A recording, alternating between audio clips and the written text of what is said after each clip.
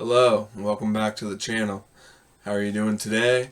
My name's Shane Higgins, and today we're doing some more photography stuff. If you like these videos, make sure you hit that like button and press subscribe so that you get all my content going forward. Okay, so this is going to be my first viewer requested video in the whole year that I've been uploading videos to here. The other day I got a comment on one of my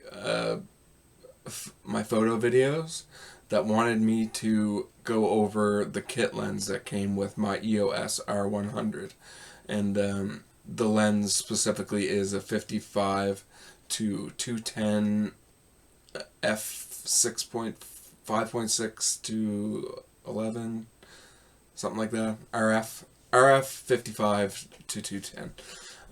It's a good lens. So I went out into the field and I took some photos. I got some footage of that I'm going to run for you right now. After that, we'll come back to the lab and we will edit the photos up and have a look at how sharp they turned out. And make sure you stick around until the very end. I'm going to show you how to get photos like this in the snow and capture the snow.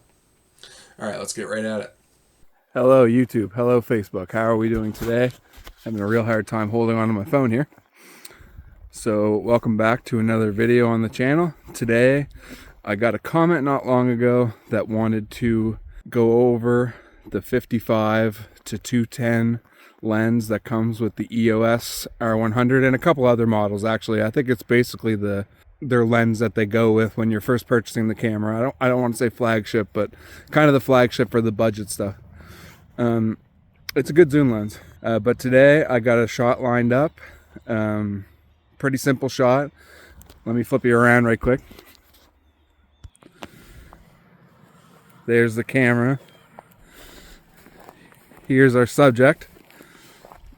Just that tree there, that's all by itself. And we're going to take a shot at 55 millimeters and we're going to go progressively down.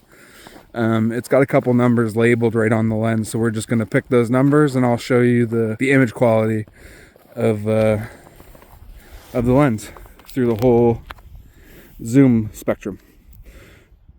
And here are my settings, and it's basically going to stay, I'm going to keep it just like that. So with this lens fully open is 5 when the zoom's all the way shut, and it's somewhere around there, the whole zoom range. So I figure if we go 3 stops and keep the shutter speed similar or close to the same, that should give us a good idea of the image of the, it should be around its sweet spot and give us a good idea of how the zoom does throughout the image range. So if you like these videos, make sure you hit that like button. I don't think I'm going to do anything at the computer today. I'm just going to edit them and I'll put the shots up as we take them. Okay, here we are after totally not wasting a whole bunch of time screwing it up. I swear to God.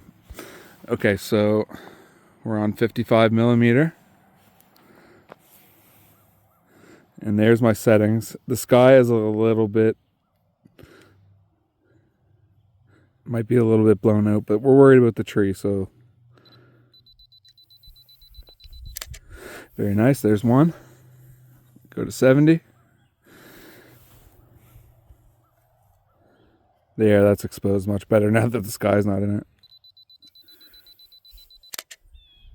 It might be a little bit off center, but I'm not real stressed about that. 100 millimeters. Exposure looks good.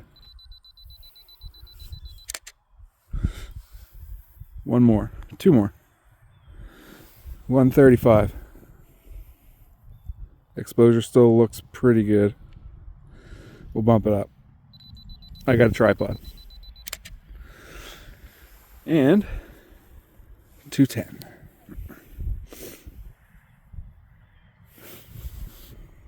Looks like I planned this pretty good. Good enough. We're going to switch to zone because the tree is taking up a larger amount of frame. We'll set it on the base of the tree. Look at all those beautiful focus points. All right, let's just for fun too, I'll give you this tip. Since it's snowing, what you want to do if you want to capture the snow, you want to get to around 1/250th. Oh, is that all we got? Okay, so we're going to have to up the ISO, I think. Let's try this and we'll see how this works out. We got a nice bit of snow coming.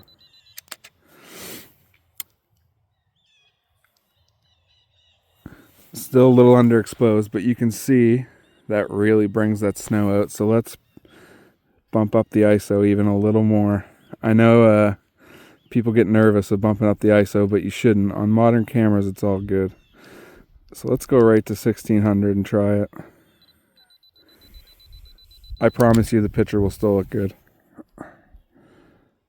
Oh yeah, look at that. Let's get into the lab, and I'll actually go through the editing process with you. I'll make sure I tell you that earlier in the video as well. Let's get in there. Oh, by the way, the tree is probably, I don't know, between 30 and 50 yards away.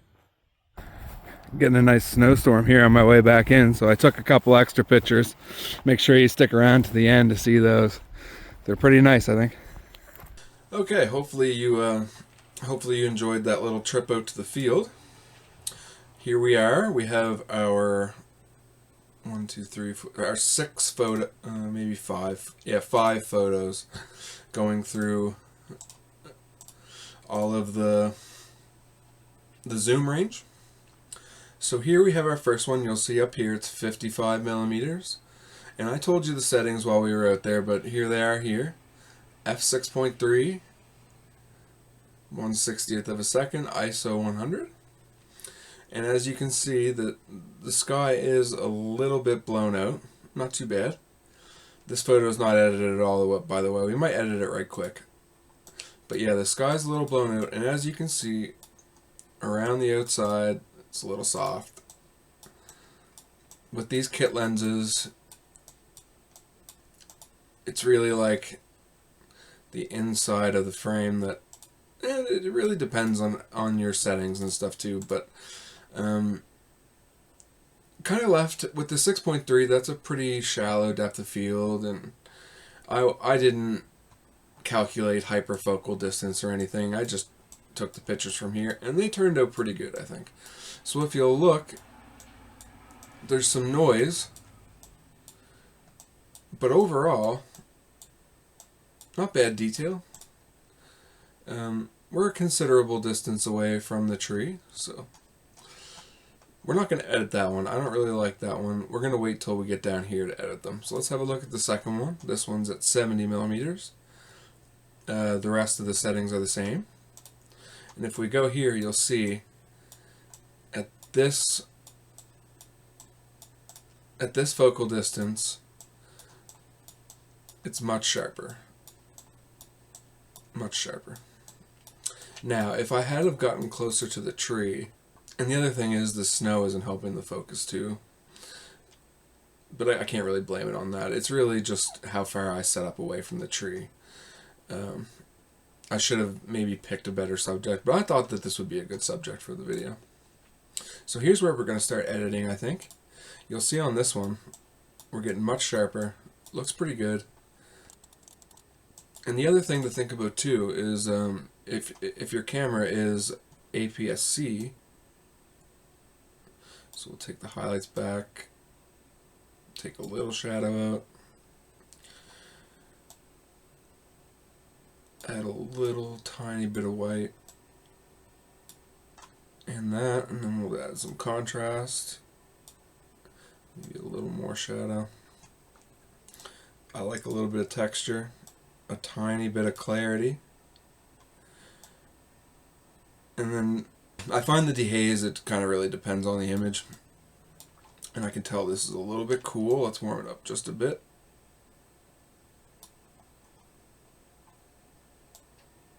We'll add some vibrance. So here's the before, after. And as you can see, it's still not perfect. Like I said, I really should have set up differently. So I'll take the blame for this, but I still think this gives you a pretty good idea of what you're working with here, and some of this is noise issues, which I probably could have fixed by exposing it a little bit longer. Not the end of the world. Still nice looking photos. I think that you'll see once we get to these two photos, even with the higher ISO. Did I change the ISO on this? We'll see in a minute. The other thing too here is make sure that you're changing your color profile. And if you didn't know, there's extra in here if you click that button. There's some good ones too. The modern ones are pretty good sometimes. That's nice looking. It's also nice looking. They got some nice black and whites and stuff in here too. We're just going to leave it on landscape, but just so you know that's there. I didn't know it was there until I saw some guy doing it in the video. These images aren't really, they're not really nice enough to worry too much about the tone curve. Just add a little S-curve. Add a little highlight there, drop a little shadow here. Add a little there. Let's see what this look. Where is it? I'm pretty sure you can. Anyway. So again, before, after. Before, after. And we are going to save this as a preset. If you guys don't know how to do this, very simple. You just click here and name it. This is how I named it the exact same. This is how I edit batches quickly. If you keep your white balance very similar, usually you can get away with it for large periods of time. Just like that. So let's have a look at this one. So yeah, increase the shutter speed, lowered the shutter speed just a little bit from 50 to 60, and you can see that had a marginal impact on the sharpness of the photo. So if this is teaching you anything, it's that sharpness is dependent on so many factors. I know the camera was still, so in this case, it's either a focus distance problem or it's an exposure problem that is that's causing noise to make the image look softer than it could be. But anyway, that's at 135. And I think this is the last one at 210. Let's see how it looks with the... Yeah, I really like how this one turned out. And as you can see, we bumped the F. I don't think I did that on purpose. I think that's a consequence of the zoom. I'll be honest, I did this video the other day, the outside part the other day, and I don't... Yeah, it looks like I might have bumped that down. And as you can see, it made a huge difference on the sharpness and overall quality. So that, these are all things to think about. And when you're out in the field taking landscape shots, try a couple different variations of settings. Move a stop down in light and up a stop in shutter speed, and see what that does to the sharpness of your image, because every lens has a sweet spot, and the charts are useful, but they're all designed, they're designed one by one, so most likely every lens has minor differences in its sweet spot and its imperfections and all that. Okay, I think that's basically it. So this gives you a good idea of... I wish I had done a little bit better of a job of getting all the images sharp, but I think this gives you a good idea of the kind of reach that you're going to get with the 55 to 210mm focal distance kit lens with the Canon EOS series. And like I said before, the other thing to consider with this is at 210 millimeters, with my APS-C, it'll be 1.6 times zoom on that focal length. So what would that be? 105 would be, so somewhere in the, so it brings it closer to the 300 millimeter. Let's do the math.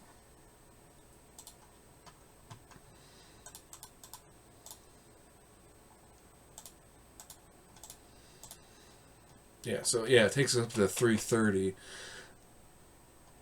of effective zoom range. 336 millimeters is what this photo here is working out to. So yeah, hopefully that gives you a good idea of the lens. And like I said, I think I could have had all of those images that sharp if I just had have been a little more careful with the settings. I mean, overall, that's not terrible, right? That's pretty good. It could be way worse than that. Okay, and like I said, I would go over and I would show you these. And as you can see, look at that. There's a little more noise in the background. ISO 400. Let's go to the next one. I think I bumped it up to 1600. And as you can see, that softened the image. Yeah, so that noise really softened the image. That's interesting.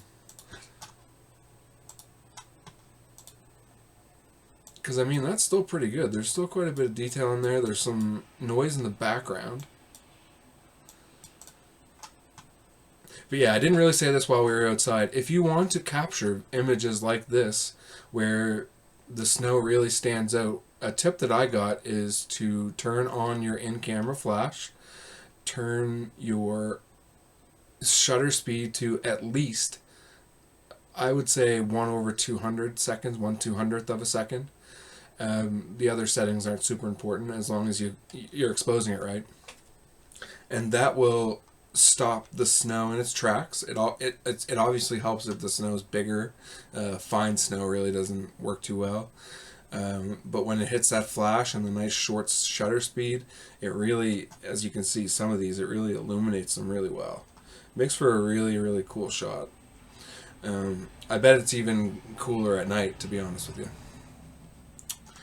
Alright, I think that's basically going to do it. If you guys have enjoyed this video, make sure you hit that like button, subscribe for more, and hit me with a comment and let me know what you might like to see from a video from me. I always take suggestions. I have lots of ideas, but new ideas are always welcome. Alright guys, until next time, catch you then. Peace.